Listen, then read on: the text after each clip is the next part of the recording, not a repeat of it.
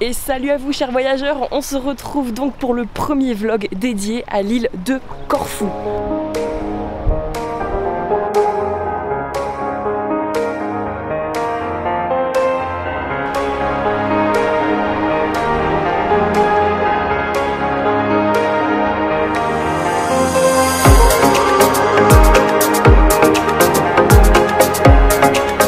Aujourd'hui j'avais envie de te montrer une petite sélection des 10 choses à voir et à faire sur cette île grecque, car il peut y avoir pas mal de choses sur cette petite île, ça ne paraît pas. Donc je te propose une sélection de 10 choses qu'il ne faut pas manquer à mon sens. C'est une liste non exhaustive, tu en fais ce que tu veux, mais ça peut peut-être t'aider pour ton prochain voyage.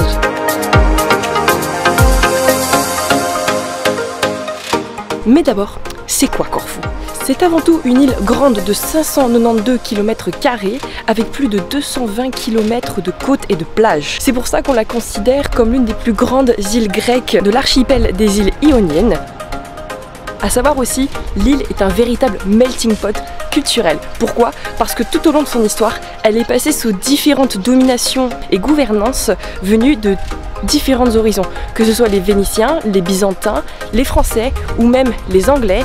Et toutes ces différences culturelles, elles se retrouvent encore aujourd'hui dans l'essence de l'île, que ce soit sous la gastronomie, que ce soit dans l'art de vivre ou encore dans l'architecture.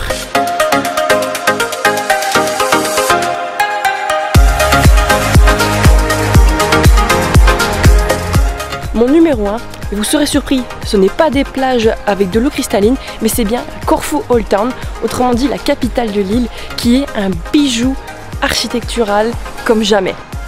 Il faut savoir que toute la ville a été classée au patrimoine mondial de l'UNESCO en 1980. Pourquoi ? Parce que l'architecture dispose d'une véritable authenticité et intégrité à la fois.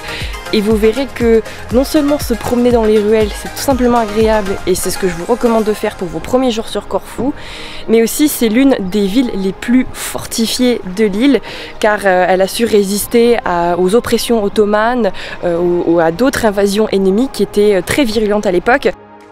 Ce qui fait qu'elle a réussi à conserver son charme aujourd'hui tel quel. Donc vous pouvez constater encore aujourd'hui des forteresses, dont 3 forts, qui ont été établis par des ingénieurs vénitiens, donc c'est quand même assez âgé.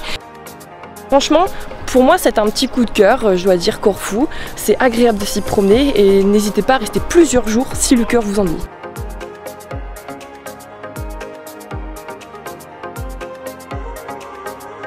Deuxième chose à voir sur Corfou, c'est le palais Achilléon. Qu'est-ce que c'est le palais Achilléon ? C'est tout simplement la résidence d'été de l'impératrice d'Autriche Élisabeth, dite Sissi. Et oui, Sissi a élu domicile pendant quelques temps ici sur Corfou, simplement parce qu'elle souhaitait échapper à l'oppression qui se trouvait à la cour autrichienne et notamment exercée par sa belle-mère. Elle était passionnée de mythologie grecque, donc vous pouvez voir que non seulement dans ce palais on a un mélange du classicisme du 19e siècle comme on aime retrouver, mais aussi plein de décorations et plein d'ornements qui vraiment représentent des héros de la mythologie grecque. Et pourquoi ça s'appelle Achilléon ? C'est tout simplement dédié à Achilles. C'était en fait son héros préféré. Elle était tout simplement fascinée par sa loyauté, mais aussi par son courage. Donc vous verrez qu'Achille est pas mal représenté et c'est tout simplement une pépite ce palais, vraiment.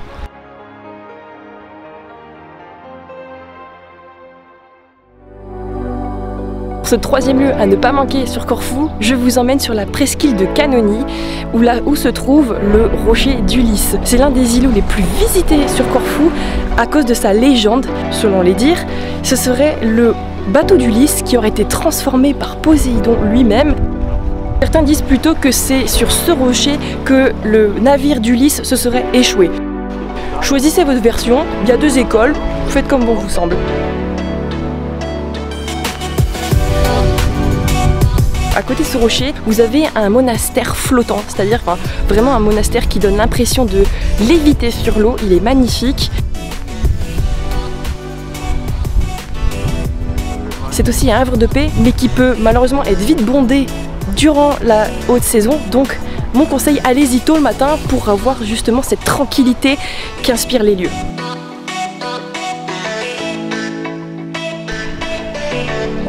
Je sais pas si vous pouvez voir. Ensuite, je vous dirais de venir ici même, à Belokastritsa. Oui, le nom est un peu compliqué, je vous pardonne si vous l'écorchez.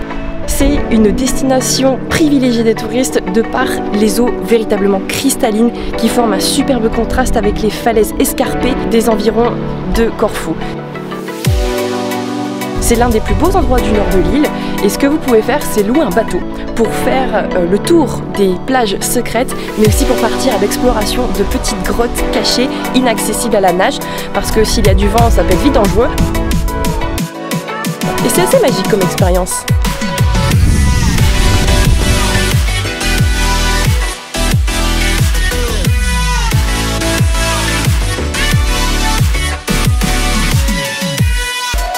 Avis au plus romantique pour cette prochaine destination à Corfou, je vous emmène maintenant au canal d'Amour.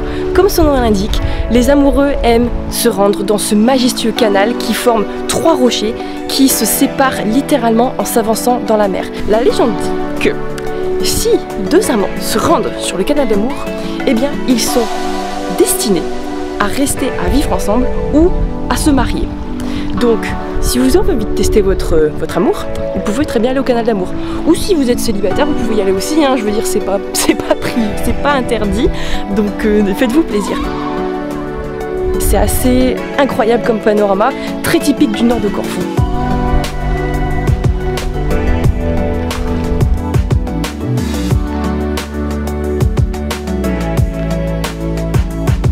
Sixième chose à faire sur Corfou, je vous dirais tout simplement de vous attabler et de goûter à la gastronomie locale. Je vais rien vous apprendre, la gastronomie grecque, elle est quand même incroyable. Que ce soit avec les tamaras, les tzatziki, les soubliaki ou autres mezzés, ou même les viandes, les grillades, les fruits de mer, c'est quand même assez incroyable. Et sur Corfou, on a des spécialités vraiment régionales, dont la star numéro 1, c'est le kumquat. Cette petite agrume qui se trouve souvent en dessert, là, elle est vraiment disponible sous toutes ses formes. Vous pouvez la trouver confite, vous pouvez la trouver dans du miel, ou même, la plus connue, vous pouvez la trouver sous forme d'alcool, soit de liqueur de kumquat. Ça peut faire un souvenir intéressant à porter. En autre spécialité, on a bien sûr le sofrito, du bœuf cuit dans une sauce à l'ail. Ça, c'est plutôt pour les viandeux. Et on a aussi le cake à l'orange qui, là, est une bombe glycémique pleine de miel, de sirop d'agave, ce que vous voulez, avec de l'orange. C'est bon, mais c'est sucré.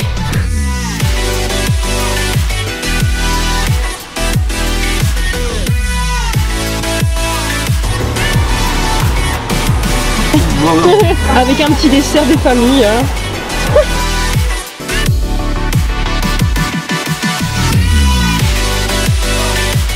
En 7e chose à ne pas manquer sur Corfou, je dirais que Porto Simoni mérite sa place. Ça nous rappelle un petit peu les archipels que l'on peut trouver par exemple en Indonésie ou dans les pays asiatiques.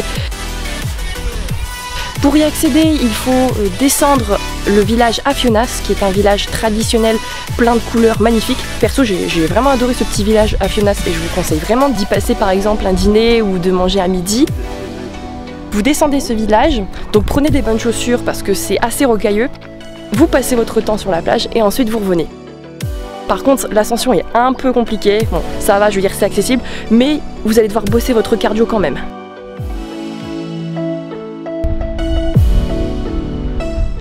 Alors ça, le point suivant, ça va vraiment plaire, je pense, aux personnes curieuses ou passionnées d'urbex. Allez comprendre Urban Exploration, soit l'exploration urbaine. Ça consiste tout simplement à partir découvrir des sites construits par l'homme et qui ont été ensuite laissés à l'abandon. Et dans ces endroits, on voit vraiment la nature reprendre ses droits sur les bâtiments. Pour ça, je vous conseille vraiment le village Old Pericia, qui était un village qui a été construit sur les hauteurs du mont Pantokrator, l'un des plus hauts monts de Corfou. Ce village a été construit durant l'ère byzantine, donc 14e siècle quand même, et il a prospéré comme ça jusque les années 1960 avant d'être laissé à l'abandon. Pourquoi? Parce que tout simplement avec les nouvelles technologies, etc., les villageois ont eu envie de trouver du travail en bas dans les terres et non plus dans les montagnes. Parce qu'en plus c'est assez difficile d'accès et à chaque fois pour aller chercher son pain c'est peut-être un peu compliqué, vous voyez.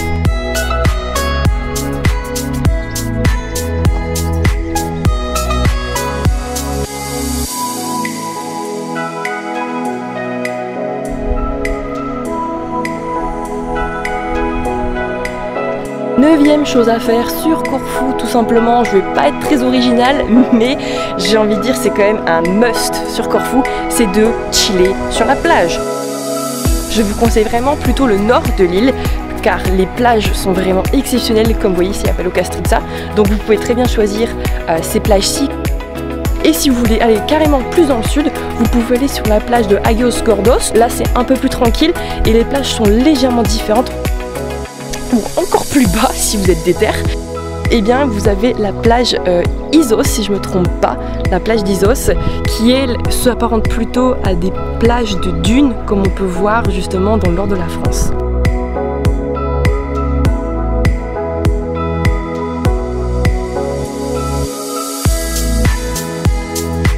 C'est à moins de 2 jours de prendre l'avion que je me rends compte que j'ai oublié de filmer l'élément numéro 10 à ne pas manquer sur l'île de Corfou. Donc je vous reprends ici, donc dans la ville de Corfou pour ça. Donc je n'ai pas changé de décor par magie, ce sont les joies du montage. Donc pour cette dernière chose à faire sur l'île de Corfou, je dirais que ça peut être vachement cool de se rendre sur la presqu'île de Canoni, là où il y a le rocher d'Ulysse. Et bien vous allez constater que la piste d'atterrissage de l'aéroport de Corfou n'est pas si loin que ça.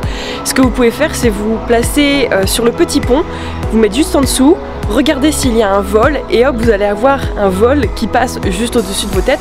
Ça peut faire des photos assez intéressantes, une expérience assez unique. On voit pas tous les jours un avion qui nous arrive littéralement sur la tronche. Donc pour checker à quelle heure arrivent les vols sur Corfou, vous pouvez aller sur le site web de l'aéroport de Corfou, checker les arrivées et là vous pouvez voir le timing et normalement vous pouvez donc planifier votre petite photo un peu amazing.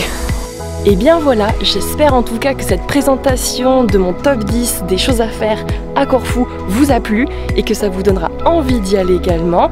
Si jamais vous souhaitez avoir plus d'infos, vous aurez tout dans le blog. Je vais faire un article justement dédié à ces 10 choses. Si ça vous a plu, n'hésitez pas à mettre un petit like parce que ça me fait plaisir et ça m'aide, vraiment ça m'aide beaucoup.